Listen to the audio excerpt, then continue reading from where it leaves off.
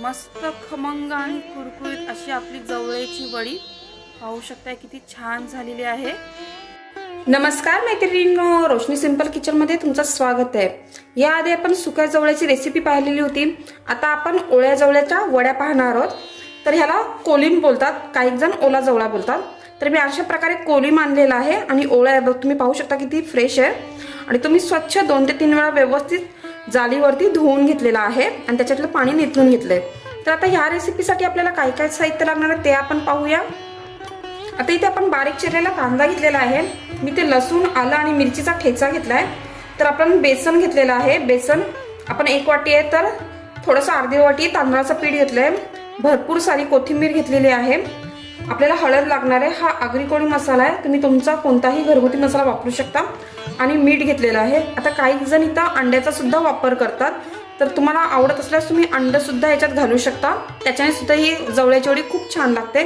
चला तर मग आपण आपल्या रेसिपीला सुरुवात करूया।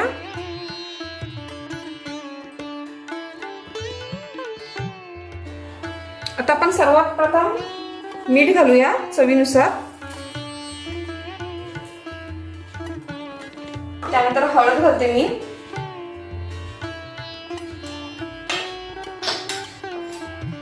आपण मसाला घालूया,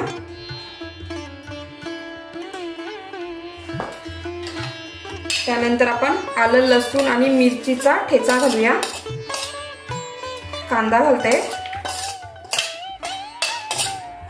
आणि भरपूर सारी अशी कोथिंबीर घालूया।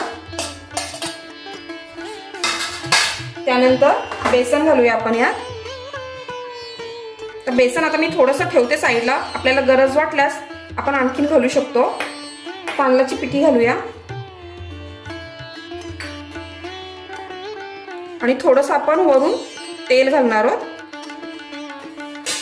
आता आपला जवळ ओलाच आहे, त्याच्यात पाण्याचा अंश आहे, तर जेवढा म्हणजे तो मिक्स करून घेतोय तेवढा आपण मिक्स करून घेता। आपल्याला जर पाण्याची गरज वाटल्यास आपण पाणी वापरू शकतो। तुम्ही पाहू शकता जवळ ओला आहे तर आपल्याला पाण्याची तर काहीच गरज लागत नाहीये। आता सर्व काही आपण व्यवस्थित मिक्स करून घेऊया। असं हाताने जरा व्यवस्थित असं प्रेस करायचं, जेणेकरून जवळ आणि पीठ व्यवस्थित मिक्स होऊन जाईल।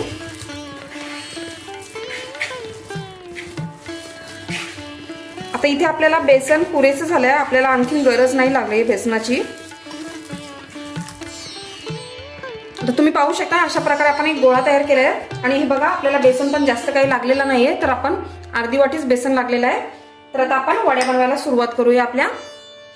आता आपण इथे पॅन घेतलंय आणि तेल घेतलेलं आहे, तर तेल आपलं गरम झालंय आणि मीडियम फ्लेम वरती आता हे बघा मी अशा प्रकारे गोळा घेतलाय, तर व्यवस्थित हाताने असा प्रेस करून घेऊया बोटाच्या साहाय्याने आणि व्यवस्थित तव्यावरती सोडूया आणि थोडंसं आणखीन त्याला पातळ करूया।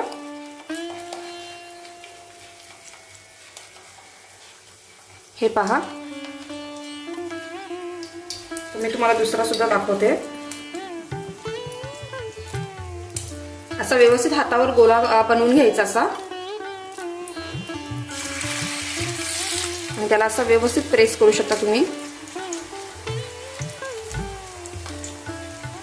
आता तुम्हाला समजा असं जमत नसेल तर तुम्ही हाताच्या पंजावरती घेऊन सुद्धा अशा वड्या बनवू शकता।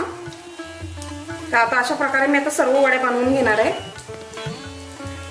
हे पहा अशा प्रकारे आपण सर्व वड्या बनवून घेतलेल्या आहेत आणि मी घालत्या वेळी मीडियम फ्लेम वरती माझी गॅस होती, आता मी फ्लेम कमी करते आणि व्यवस्थित मंद आचेवरती आपण 10 मिनिटं ठेवणार आहोत, जेणेकरून त्या आतपर्यंत व्यवस्थित शिजतील। चला तर 5-10 मिनिटं झालेली आहेत, आता आपण पलटी करूया। तुम्ही पाहू शकता वरतून आपली वरची जी बाजू आहे ती सुकी झाली आहे, याचा अर्थ आपले खालून सुद्धा व्यवस्थित झालेलं आहे। तर आता आपण हे सर्व पलटी करून घेऊया। हे बघा तुम्ही पाहू शकता किती छान झालेले आहेत। एक साइड आपली सर्व बाजूने व्यवस्थित फ्राय करून झालेले आहेत। तुम्हाला जर आवडत असेल ना तर तुम्ही भजी सारखी सुद्धा तेलात सोडू शकता, खूप क्रिस्पी होतात या वड्या। आणि आपण जी तांदळाची पिठी घातली ना त्याच्यामुळे याला कुरकुरीत पण येतो या वड्यांना, खूप छान लागतात। हे बघा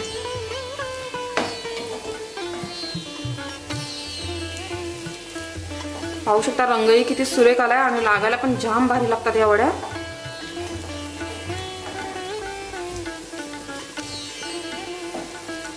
पुन्हा आपण 5 मिनिटं व्यवस्थित मंद आचेवरती आपण खालची साईड सुद्धा आता होऊन देणार आहोत. तर आता 5 मिनिटं आपण वाट पाहूया. चला, तर आता आपल्या दोन्ही साईडने झाले, तुम्ही पाहू शकताय मस्तपैकी क्रिस्पी क्रिस्पी. तर हे बघा, गरमागरम आपली जवळ्याची वडी तयार झालेली आहे. तुम्हाला जर माझी ही रेसिपी आवडली असेल तर नक्की लाईक करा, शेअर करा आणि सबस्क्राईब करा.